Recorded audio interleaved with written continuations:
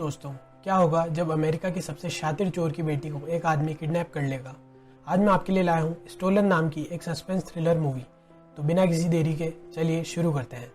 Movie के start में हम देखते हैं कि एक डायमंड ज्वेलरी शॉप के बाहर पुलिस छुपी हुई थी। वह कुछ चोरों का वेट कर रही थी क्योंकि उनके पास ऐसी इन्फॉर्मेशन थी कि आज रात को यहाँ कुछ चोर मिलकर डायमंड ज्वेलरी शॉप में चोरी करेंगे। सीन शिफ्ट होता है और हम देखते हैं विल, रायली और विंसेंट नाम के 3 चोर अपनी वेन से उस डायमंड शॉप के बाहर पहुंचते हैं। काफ़ी रात हो चुकी थी, इसीलिए सड़क भी बिल्कुल सुनसान थी। इन चोरों को अपने चौथे साथी हॉयट का मैसेज मिलता है कि उसने बिल्डिंग के सारे कैमरा और सिक्योरिटी सिस्टम को बंद कर दिया है।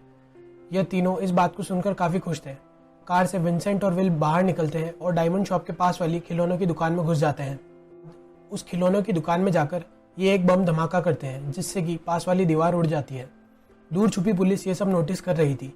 वो चाहती थी कि वो इन्हें रंगे हाथों पकड़े, इसीलिए वो इन चोरों को अभी नहीं पकड़ती ताकि जब ये इन्हें पकड़े तो इन्हें ज़्यादा साल की सजा हो। विल और उसका ग्रुप अमेरिका के अलग अलग शहरों में बैंक और ज्वेलरी शॉप्स लूटने के लिए पॉपुलर था और विल अमेरिका के सबसे शातिर चोरों में से एक माना जाता था और इसीलिए उसे पकड़ने के लिए चीफ इंस्पेक्टर टिम हार्लैंड पूरी तैयारी के साथ यहाँ मौजूद थे। आगे हम देखते हैं कि विल और विंसेंट एक तिजोरी वाले कमरे में पहुंच जाते हैं जहाँ काफ़ी सारे नोट रखे हुए थे। विल उन नोटों को एक बैग में भरने लगता है। वहीं विंसेंट की नज़र वहाँ पड़े सोने पर पड़ती है। विंसेंट चाहता था कि वो यह सोना भी चुरा ले, पर विल उसे समझाता है कि इस सोने का वजन इतना है कि वो चाहकर भी इसे यहाँ से नहीं ले जा सकते। और फिर फाइनली वो उसे समझा देता है कि लालच करेगा तो और फंस जाएगा। दूसरी तरफ हम देखते हैं कि चीफ इंस्पेक्टर टिम हार्लैंड उन्हें पकड़ने के लिए डायमंड शॉप के अंदर एंटर हो जाते हैं, पर उन्हें और उनकी पूरी टीम को वहाँ पर कोई भी नहीं मिलता। ये समझ नहीं पाते कि विल और विंसेंट गए तो गए कहाँ, क्योंकि वो पास वाली खिलौनों की शॉप से इसी जगह आने वाले थे और चोरी करने वाले थे। चीफ इंस्पेक्टर को शक होता है कि यहाँ कुछ तो गड़बड़ है, इसीलिए वो अपने साथियों के साथ पास वाली खिलौनों की दुकान में जाता है, जहाँ वो देखता है कि उन्होंने असल में ज्वेलरी शॉप के पास वाली दीवार नहीं तोड़ी बल्कि उसके अपोजिट डायरेक्शन में एक दीवार तोड़ी और सुरंग बनाई जो कि पास वाले बैंक की तरफ जाती थी। असल में बिल और विंसेंट का यही प्लान था कि वो पुलिस को इस तरह गुमराह करेंगे। इंस्पेक्टर को जैसे ही ये पता चलता है वह अपनी पूरी टीम लेकर पास वाले बैंक की तरफ दौड़ता है। जब वो बैंक के अंदर पहुंचता है तो विल और विंसेंट वहां से जा चुके थे। हम देखते हैं कि विल और विंसेंट बैंक के पीछे वाले दरवाजे से निकलकर भाग रहे थे। तभी वहां एक सफाई करने वाले आदमी को विल और विंसेंट भागते हुए दिख जाते हैं। विंसेंट चाहता था कि इस सफाई करने वाले को अभी मार दिया जाए ताकि पुलिस के पास उनके खिलाफ कोई सबूत ना बचे। ये चाहता था कि वो किसी का मर्डर करे और इसी झड़प में विल के हाथों से विंसेंट के पैर पर गोली चल जाती है। इसके बाद विल विंसेंट को लेकर गाड़ी की तरफ दौड़ता है जिसमें रायली और हॉयट पहले से ही मौजूद थे। वह विंसेंट को गाड़ी में बिठाता है। तब रायली पूछती है कि पैसों से भरा बैग कहाँ है। तब विल बताता है कि वो झड़प के दौरान वहीं छूट गया। विल उस बैग को लेने के लिए पीछे की तरफ दौड़ता है, पर तभी चारों तरफ पुलिस के सायरन की आवाज़ सुनाई देती है। पुलिस के सायरन की आवाज़ सुनकर हॉयट बहुत घबरा जाता है और वहां से गाड़ी लेकर भाग जाता है। रायली उसे काफ़ी रोकने की कोशिश करती है, पर हॉयट वहां से निकल लेता है। तरफ जब विल बैग लेकर लौटता है तो वो देखता है कि उसके साथी वहां से जा चुके थे और तभी उसे पकड़ने के लिए एक पुलिस की गाड़ी वहां आ जाती है, पर विल हार नहीं मानता। उस गाड़ी से जो 2 पुलिस वाले निकलते हैं, विल उनसे लड़कर उनको वहीं ढेर कर देता है और उनकी गाड़ी लेकर वहां से भाग जाता है। वहीं हम देखते हैं कि चीफ इंस्पेक्टर टिम हार्लैंड को भी ये पता चल चुका था कि विल उन्हीं के एक पुलिस ऑफिसर की गाड़ी लेकर भागा है और इससे वो खुश हो जाते हैं क्योंकि अब उसे ट्रैक करना और भी आसान था। विल और पुलिस के बीच में एक कार चेज शुरू हो जाती है। विल काफी देर तक गाड़ी को लेकर इधर उधर भागता रहता है पर बच नहीं पाता और एंड में वो एक सुनसान पड़ी बिल्डिंग के अंदर गाड़ी को घुसा देता है। फिर वो थोड़ी देर बाद बाहर आकर के अपने आप को सरेंडर कर देता है। इंस्पेक्टर अपने आदमियों को भेजकर बिल्डिंग के अंदर से पैसों से भरा बैग लाने को बोलते हैं, पर जब इंस्पेक्टर्स अंदर जाते हैं तो उन्हें बैग तो मिलता है पर उसके अंदर पैसे नहीं मिलते। इसके बाद विल को 8 साल की जेल हो जाती है। जेल जाने पर भी विल ना तो पैसे के बारे में कुछ बताता है और ना ही अपने बाकी साथियों का नाम बताता है। आगे हम देखते हैं कि जब विल 8 साल की जेल पूरी होने के बाद जेल से बाहर निकलता है तो उसे जेल के बाहर इंस्पेक्टर फ्लेचर की गाड़ी दिखती है। विल को गाड़ी के अंदर बैठने के लिए बोलता है। विल जब गाड़ी के अंदर देखता है तो अंदर चीफ इंस्पेक्टर टिम हार्लैंड भी मौजूद थे। टिम विल को बोलता है कि अब जब तुम जेल से छूट गए हो तो अब तुम वहीं जाओगे जहां तुमने पैसे छुपा रखे थे। विल बताता है कि उस रात को जब वो गाड़ी को बिल्डिंग के अंदर ले गया था तभी उसने बिल्डिंग के अंदर जल रही आग की भट्टी में सारे पैसे जला दिए थे, क्योंकि उसे पता था कि कानून के अकॉर्डिंग अगर वो चोरी करने के बाद पैसों के साथ गिरफ्तार हुआ तो उसे 18 साल की जेल होनी थी। पर अब जब पैसे उसने जला दिए थे तो उसे सिर्फ 8 साल की जेल हुई। पर इंस्पेक्टर फ्लेचर और चीफ इंस्पेक्टर को उस पर भरोसा नहीं था कि अभी भी पैसे विल के ही पास है और उसने उसे जरूर कहीं छुपा रखे हैं। इसके बाद विल अपनी एक्स वाइफ और बेटी से मिलने अपने घर जाता है। वहां जाकर उसे पता चलता है कि उसकी एक्स वाइफ ने किसी और से शादी कर ली है और उसकी बेटी अब उससे बात नहीं करना चाहती। साथ ही उसे यह भी पता चलता है कि उसकी बेटी का एक साइकेट्रिस्ट के साथ अपॉइंटमेंट था और इसीलिए वो वहीं जा रही थी। बेटी एलिसन को ऐसे डिप्रेस देखते हुए उसे समझाता है कि अब वो पहले की तरह नहीं रहा है और बिल्कुल बदल चुका है, अब वो कभी चोरी नहीं करेगा। पर एलिसन उसकी बात नहीं सुनती और एक टैक्सी में बैठकर वहां से चली जाती है। जाने से पहले एलिसन विल को एक पार्सल देती है जो कि कुछ टाइम पहले विल के लिए आया था। इसके बाद विल अपनी दोस्त रायली से मिलने जाता है। रायली वही है जिसके साथ उसने पहले चोरियां की थी। देखकर काफी खुश थी, साथ ही वो उसे थैंक यू भी बोलती है क्योंकि 8 साल पहले जब वो चोरी की केस में फंसा था तो उसने अपने साथियों का नाम नहीं लिया, जिस वजह से वो जेल जाने से बच गए। एली उसे ये भी बताती है कि विंसेंट आज से कुछ टाइम पहले मारा गया। उसका किसी ने बहुत बेरहमी से काट करके और जला करके उसका मर्डर कर दिया था और अब हॉयट उसके कांटेक्ट में नहीं है। विल रायली से ये सब बातें कर ही रहा था कि तभी उसके पास जो पार्सल था उसमें रिंग बजने लगती है। यहाँ विल को समझ आता है कि उस पार्सल के अंदर एक फोन रखा था। फोन उठाता है और उसे यकीन नहीं होता, फोन की दूसरी तरफ विंसेंट था। अभी ही रायली ने उसे बताया था कि विंसेंट कुछ टाइम पहले मारा गया और अभी फोन की दूसरी तरफ विंसेंट बोल रहा था। इस बात से यहाँ पर वो काफी शॉक भी था और खुश भी था। बताता है कि विल के जेल जाने के बाद उसकी लाइफ बहुत बदतर हो चुकी थी क्योंकि उसने एक आध जगह और चोरी करने की कोशिश करी, जिसके चक्कर में पुलिस उसके पीछे पड़ गई। साथ ही कर्जदारों ने भी उसको बहुत परेशान कर रखा था और इसीलिए उसने लोगों को ऐसा प्रूव करा जैसे कि वो मारा गया हो। विंसेंट विल को बोलता है कि जो पैसा उस टाइम उसने चुराया था उसमें उसका भी हिस्सा था और अब उसे वो हिस्सा चाहिए, जिस पर विल उसे समझाता है कि उसने वो पैसा उसी टाइम जला दिया था और अब उसके पास कोई पैसा नहीं है। विल को बोलता है कि उसे यही उम्मीद थी कि वो ऐसा ही कुछ बोलेगा और इसीलिए उसने विल की बेटी को किडनैप कर लिया है और अब जब तक विल उसे पैसे नहीं देगा तब तक वो उसकी बेटी को नहीं छोड़ेगा। उसको समझाता है कि उसने वो पैसे तभी जला दिए थे जब वो जेल गया ताकि उसको ज्यादा सालों की जेल न हो, पर विंसेंट उसकी बात मानने से साफ इनकार कर देता है। विंसेंट बोलता है कि तुम्हारी झूठी कहानियों पर पुलिस भरोसा कर सकती है पर मैं नहीं। गया था कि विंसेंट उसकी बातों पर भरोसा नहीं करेगा। विल विंसेंट से थोड़ा टाइम मांगता है पैसा देने के लिए। वो विंसेंट को बताता है कि उसने सारा पैसा पास वाले शहर में अपने वकील के पास छुपा रखा है और वहां जाकर पैसा लाने में उसे कम से कम 24 घंटे तो लगेंगे ही, जिस पर विंसेंट उसे सिर्फ 12 घंटे का टाइम देता है। वो कहता है कि अगर उसने 12 घंटे में उसे सारा पैसा नहीं दिया तो वो उसकी बेटी को मार देगा। इसके बाद विंसेंट बताता है कि वह विल को फोन के थ्रू ट्रैक करता रहेगा ताकि अगर वो पास वाले शहर की जगह कहीं और गया तो भी वो उसकी बेटी को मार देगा। और साथ ही फोन काटने के बाद विल पास वाले मॉल में जाता है, वहां से नया फोन खरीदता है। इसके बाद वो सीधे मेट्रो स्टेशन जाता है और विंसेंट को बताए हुए शहर जाने वाली ट्रेन में विंसेंट का दिया फोन रख देता है, पर फोन रखने से पहले फोन में ऐसी सेटिंग एडजस्ट करता है जिससे कि विंसेंट का कॉल आए तो विंसेंट के दिए हुए फोन से वो फॉरवर्ड होकर विल के नए फोन पर आ जाए, जिससे विंसेंट को उस पर शक न हो। के बाद विल सीधे पुलिस स्टेशन जाता है जहां वो चीफ इंस्पेक्टर टिम से मिलता है और उसे पूरी बात बताता है कि कैसे विंसेंट ने उसकी बेटी को किडनैप कर लिया और अब उससे वो पैसा मांग रहा है जो उसके पास है ही नहीं। पर चीफ इंस्पेक्टर विल की बातों पर भरोसा नहीं करता।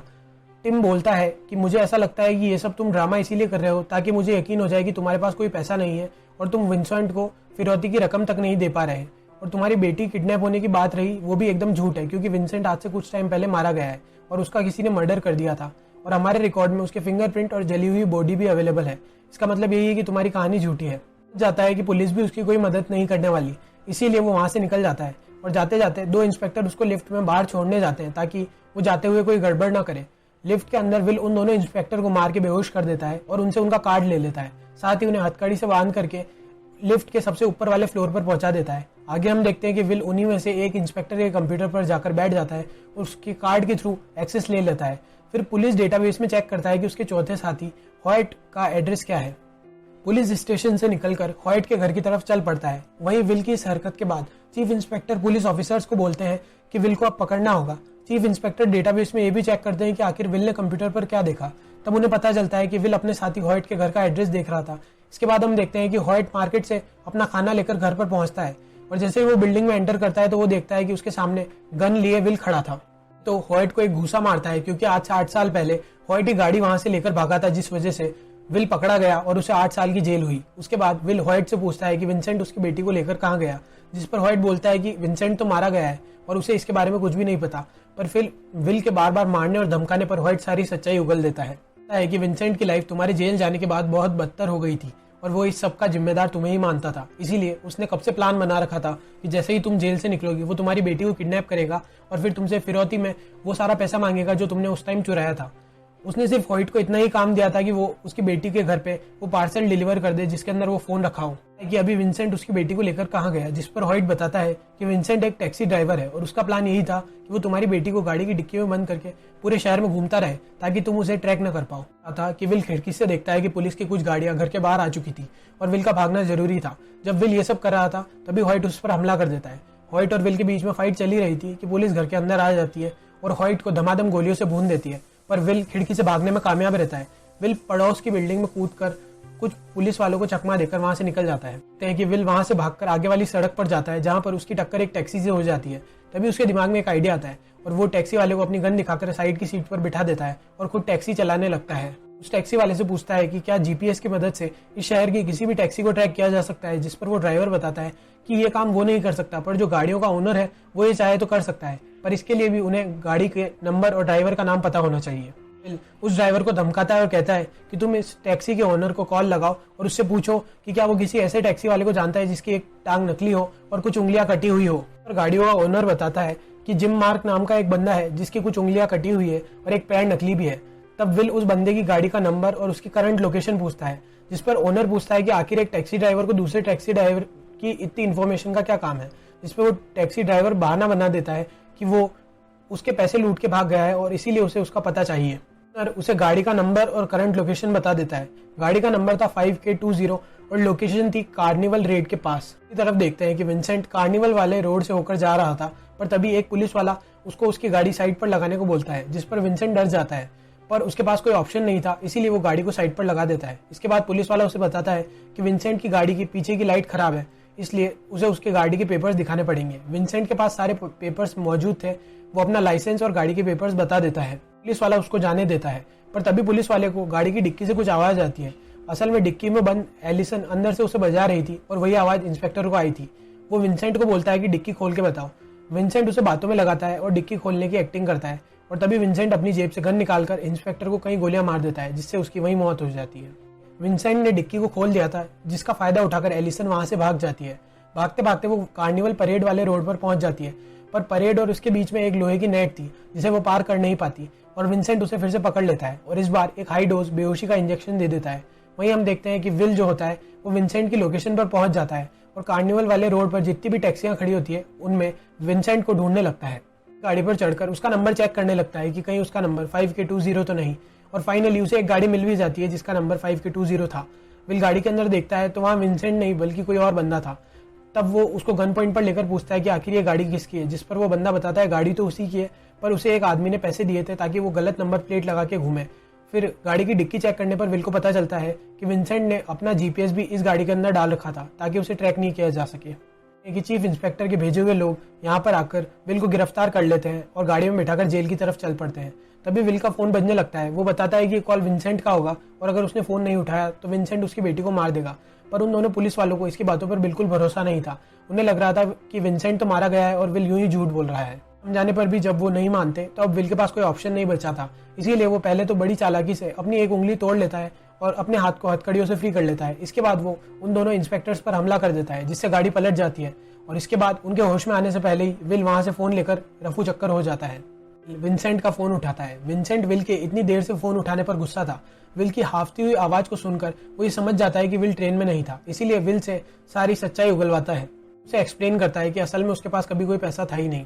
वो शुरू से बता रहा था कि उसने पैसा उसी टाइम जला दिया जब उसे पुलिस ने पकड़ा था, पर क्योंकि विंसेंट उसकी बात नहीं मान रहा था इसलिए उसे झूठ बोलना पड़ा। इस पर विंसेंट बोलता है अगर तुम्हारे पास पैसा नहीं है फिर तुम्हारी बेटी को जिंदा रखने का कोई मतलब नहीं। इस पर विल उसे बताता है कि अगर वो उसे थोड़ा और टाइम दे तो वो कहीं से उसको पैसा लाकर दे देगा। पूछता है कि आखिर वो इतना सारा पैसा कहाँ से लाएगा, जिस पर विल बोलता है कि शायद तुम भूल रहे हो कि मुझे यूं ही अमेरिका का सबसे शातिर चोर नहीं कहते थे। हालांकि 8 साल हो गए पर अभी भी मैं चोरी में एकदम उस्ताद हूँ। विंसेंट उसकी बात मानकर उसको कुछ और घंटे का टाइम दे देता है। कि चीफ इंस्पेक्टर ये सोच रहा होता है कि अगर विल झूठ बोल रहा होता तो वो विंसेंट के बारे में पता करने के लिए इतना रिस्क नहीं उठाता, और इसीलिए chief inspector Tim taxi company के ओनर के पास जाता है और उससे पूछता है कि क्या वो किसी ऐसे आदमी को जानता है जो टैक्सी चलाता है जिसकी एक टांग नकली है और कुछ हाथ की उंगलियां गायब है। इसी ओनर उसे बताता है कि अभी कुछ टाइम पहले एक ड्राइवर ने भी उससे सेम यही सवाल पूछा था, और हाँ एक ऐसा बंदा है जिसका नाम जिम मार्क है और वो भी हमारे लिए टैक्सी चलाता है। इसमें चीफ इंस्पेक्टर जिम मार्क की फोटो मांगता है, और जब वो उसकी फोटो देखता है तो उसे यकीन नहीं होता। जिम मार्क और कोई नहीं बल्कि विंसेंट ही था। को समझ में आता है कि विंसेंट ने अपने ही जैसे दिखने वाले किसी आदमी को काट करके उसकी बॉडी जला दी और वहां पर अपनी कुछ कटी हुई उंगलियां डाल दी ताकि जब हम चेक करें तो उसके फिंगरप्रिंट मैच हो जाए। आगे हम देखते हैं कि विल फोन करके अपनी दोस्त रायली को एक जगह बुलाता है और उससे मदद मांगता है।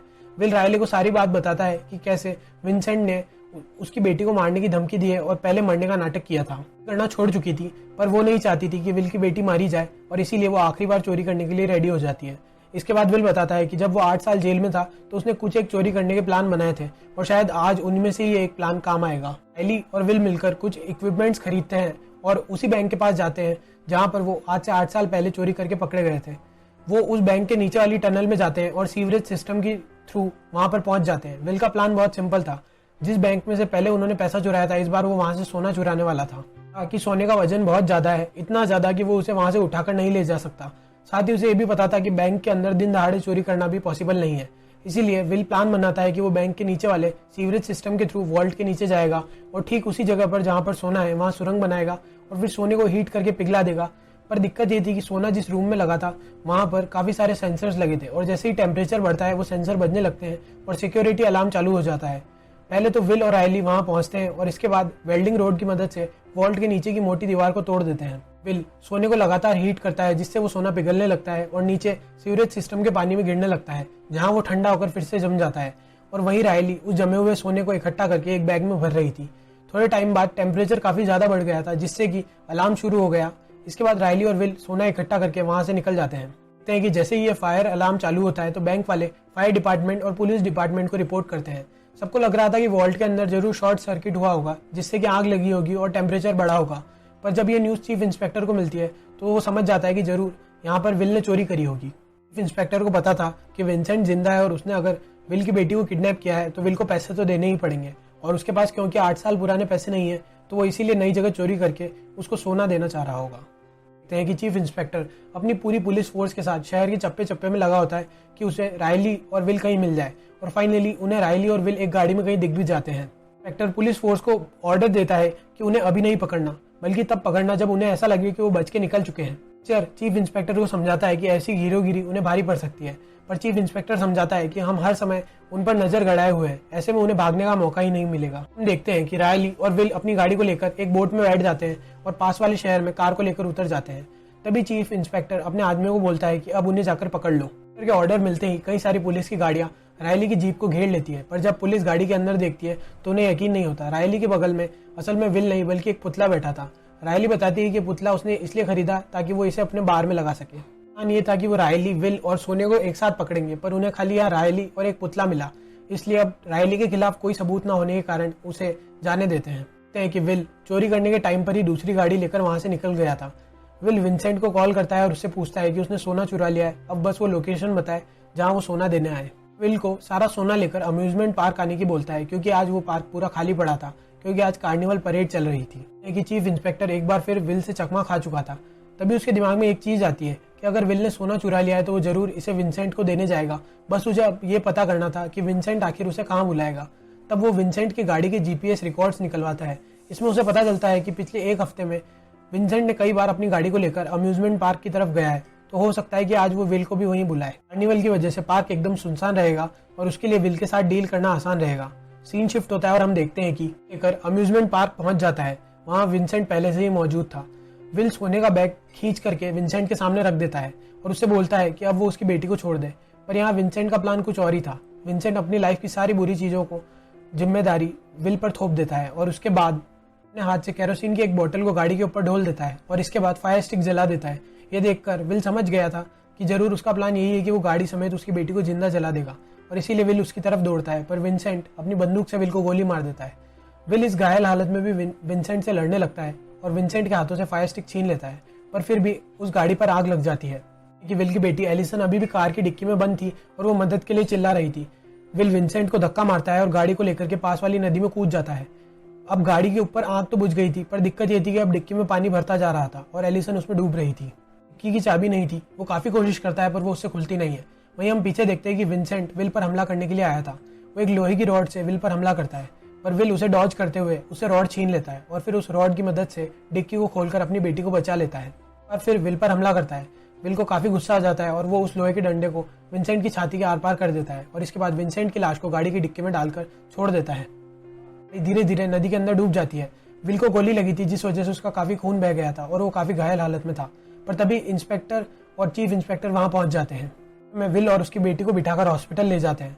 आगे हम देखते हैं कि विल उस हादसे से बच चुका था। हम देखते हैं कि विल, रायली और उसकी बेटी एलिसन एक जगह पिकनिक पर आए हुए थे। वहीं थोड़ी दूर इंस्पेक्टर फ्लेचर और चीफ इंस्पेक्टर अभी भी विल पर नजर रखे हुए थे, क्योंकि उनको जो सोना मिला था उसके अंदर 5 किलो सोना कम था और इसीलिए वो विल पर नजर रखे हुए थे कि उनको लग रहा था कि हो सकता है कि वो अभी भी विल के पास ही हो। और वो देखते हैं कि विल और रायली बैठे हुए थे और विल के हाथ में ही वो 5 किलो सोने का टुकड़ा था।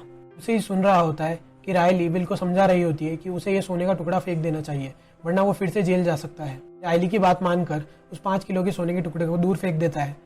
चीफ इंस्पेक्टर और इंस्पेक्टर ये देखकर काफी खुश थे और वो वहां से चले जाते हैं। हम नोटिस करते हैं कि विल ने जो फेंका था वो सोने का टुकड़ा नहीं बल्कि नारियल था और सोने का टुकड़ा उसने नीचे गिरा दिया था।